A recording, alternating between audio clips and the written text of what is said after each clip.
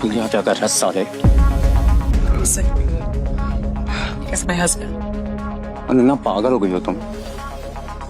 इस सड़क छाप में ऐसा क्या देख लिया किससे शादी कर ली? जुबान संभाल के बात कर, नहीं तो क्या कर लेगा तू? बोलना, क्या कर लेगा? देवेन भी तैश में आ गया। अभिनव उसके ऊपर हाथ उठाने ही वाला था। इतने में उन दोनों का झगड़ा देख पार्टी का ऑर्गेनाइजर अकरम वहाँ पहुँच चुका था। क्या हो रहा है यहाँ?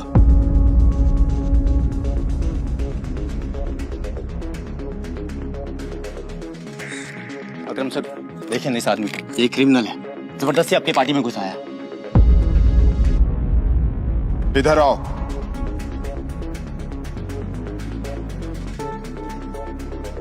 कौन हो तुम और यहाँ कैसे आए?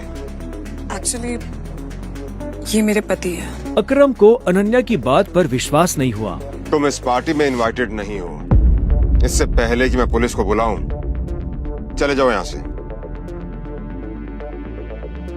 Thank you Akram sir.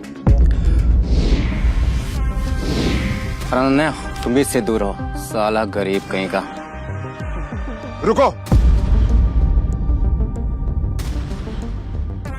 अकरम भागते हुए अभिनव के पास गया और उसकी अंगूठी को देखने लगा। मुझे तुमसे कुछ जरूरी बात करनी है, अकेले में। अच्छा, चलो। अकरम ने कहा और अभिनव का हाथ पकड़कर उसे अपने साथ अंदर ले जाने लगा। अनन्या, देवेन, सनी और पार्टी में मौजूद बाकी लोग ये देख हैरान हो गए थे। कुछ देर बाद जब वो अकरम के कमरे में पहुंच गए तो अकरम ने दरवाजा बंद किया और अभिनव के पास आकर बोला, मैं तुम्हारी ये अंगूठी देखना चाहता हूँ। क्यों? डरो मत, मैं इसे मांगने वाला नहीं हूँ, बस मुझे इसमें कुछ देखना है। प्लीज।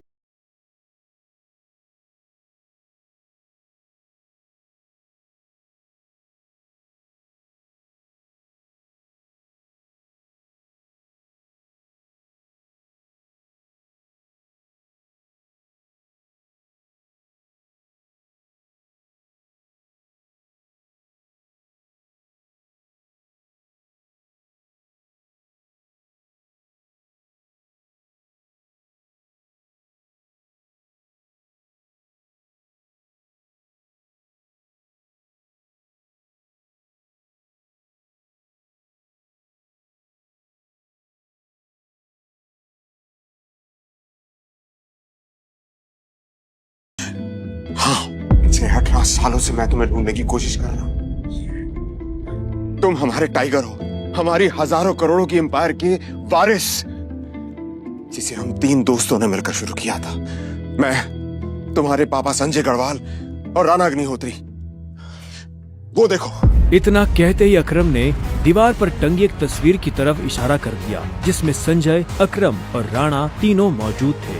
राणा को देख अभिनव को झटका लगा। उसकी आंखों के सामने वो सपना फिर से हरा हो गया, जो वो हर सुबह देखकर उठता था।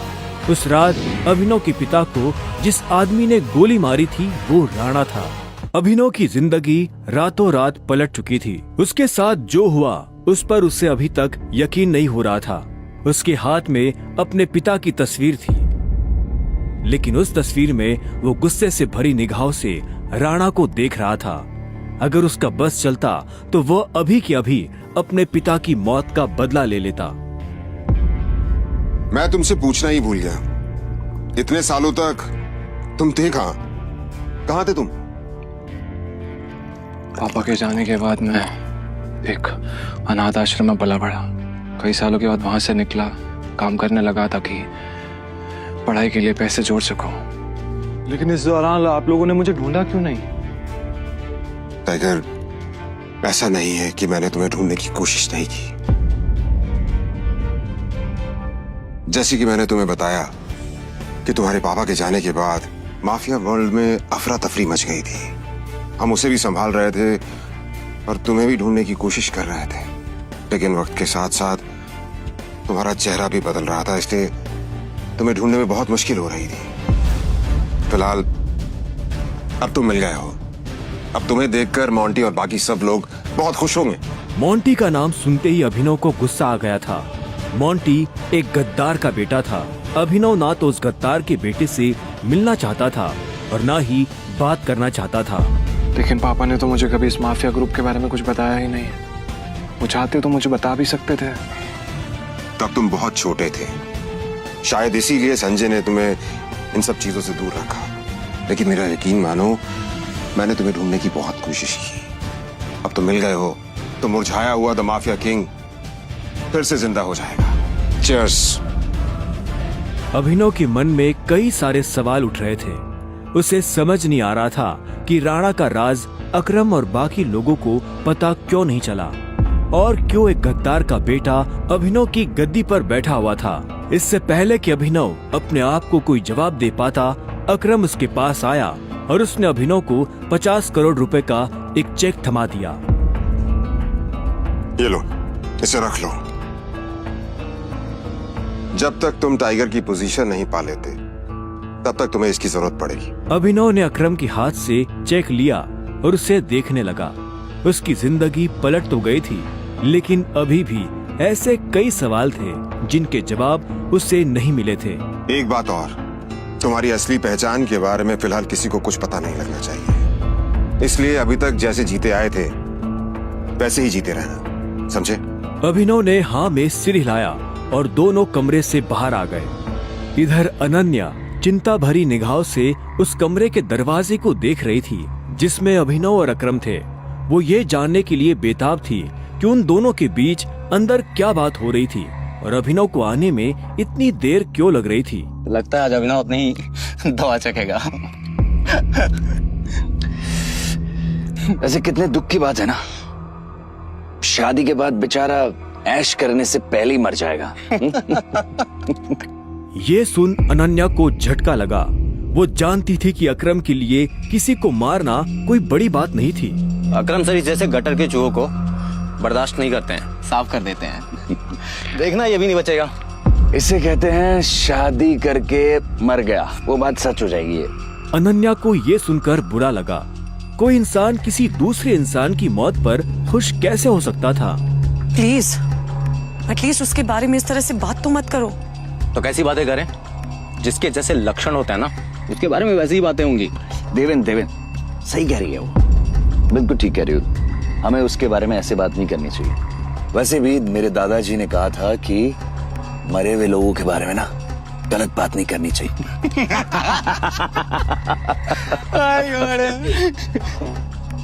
इससे पहले कि अकरम अभिनव को लेकर बाहर आ रहा था, अभिनव के बदन पर एक छोटी सी खरोच भी नजर नहीं आ रही थी। जब देवेन और सनी ने ये देखा तो उनका मुंह हैरानी के मारे खुला का खुला रह गया। इसे देख तो लग ही नहीं रहा है कि अकरम सर ने इसे हाथ भी लगाया है। वैसे जितनी देर तक ये दोनों कमरे के अंदर थे, अब तक तो इसकी नाक टूटी हुई होनी चाहिए थी, पर ये तो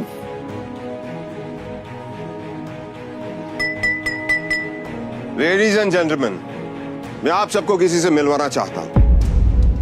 ये अभिनव, मेरे सबसे पुराने ड्राइवर का बेटा, मेरे लिए बहुत अजीज है ये।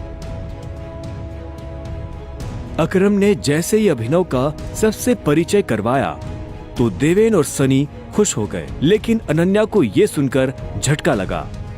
Enjoy the party please. इतने में अकरम ने कहा और अभिनव को अकेला छोड़ बाकी लोगों से मिलने के लिए निकल गया।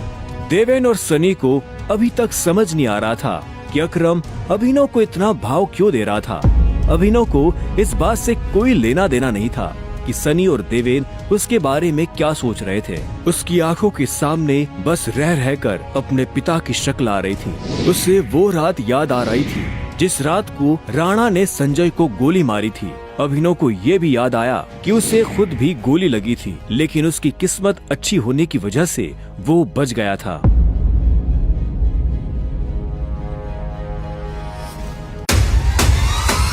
आगे की कहानी जानने के लिए नीचे दिए गए लिंक से डाउनलोड करें पॉकेट FM ऐप।